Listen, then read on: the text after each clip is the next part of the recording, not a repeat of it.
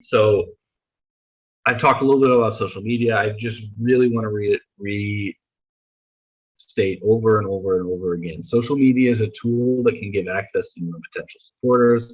It can allow for efficient communication. It can allow for engagement with current and new supporters, but it is an organizing tool. It is a tool and not a thing that is self-sufficient in and of itself. The level, if you all you do is post on Facebook, the basic level of engagement that you can expect is possibly creating a voter, right? They like what you do and they'll vote for you when they see your name. But if you're not actively turning them out to meetings, if you're not actively getting them involved in your work, they're never going to become anything stronger than a voter. Maybe a member, if you've got dues or if you have a sign up. So that's because without an organizing onboarding component that is tied directly to on the ground real face-to-face political organizing, without that, social media is one directional. You say things outward to them, they can comment, you can respond, but it is a very one-directional communication tool. Which means it's really, really difficult to advance someone from a voter to a supporter to an organizer to a leader, right? Basic kind of Alinsky ladder steps. It's really hard to do that if the only thing you do is post to Facebook or post to Twitter. To step up those ladders, you really need to stay in contact. You need relationship building. So if we're going to use social media, and we should, how can we use it?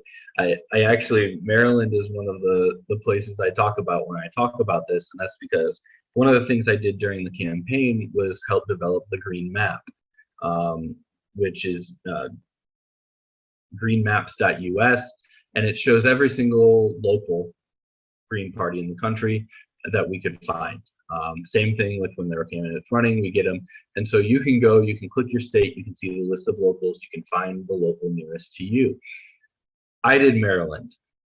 And what I found was that basically every county in Maryland seems to have a Facebook page set up by the state party with no engagement, and that is a really good groundwork, right? You need that way.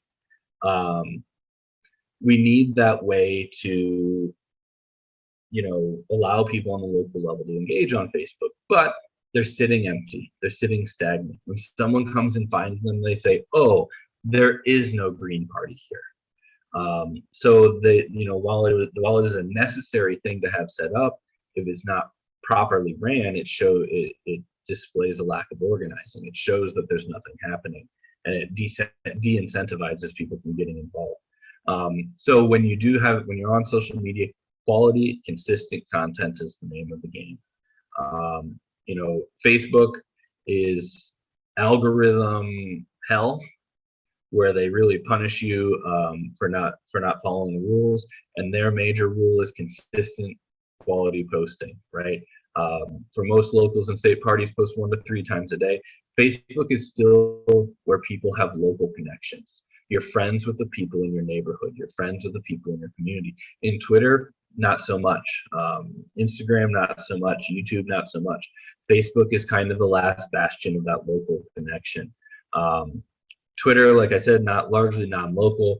It really rewards quantity over quality with its algorithms. The loudest person wins. The platform stunts depth of conversation. But at the same time, it allows you direct access to people, direct access to journalists, politicians. You can post a lot more there. But I really try to hammer into people, retweets don't vote. Like, they don't constitute anything. And when you have this engagement on social media, it doesn't give you a real contact with a real person. So we really got to find ways to turn those social media engagements into actual contacts, emails, phone numbers, addresses that we can use to go talk to someone one-on-one.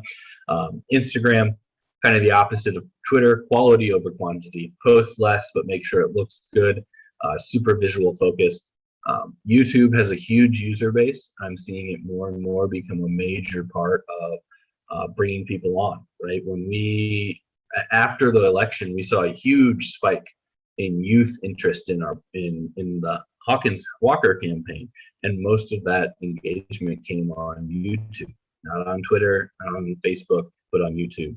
A warning about ads. Facebook ads are designed to get you stuck in the cycle, right? So if you are reaching 1,000 person on average with a post and you boost it and you get to 2,000, they expect your next post to reach 2,000 without a boost. When you don't do it, they cut your legs out from under you. They really want you to the point where you're paying for reach every single day, and most green parties can't afford that. So we are stuck in the organic growth, slow, consistent posting, doing the it's kind of doing the hard work of organizing and building that we need to be doing on the ground, mirrored digitally.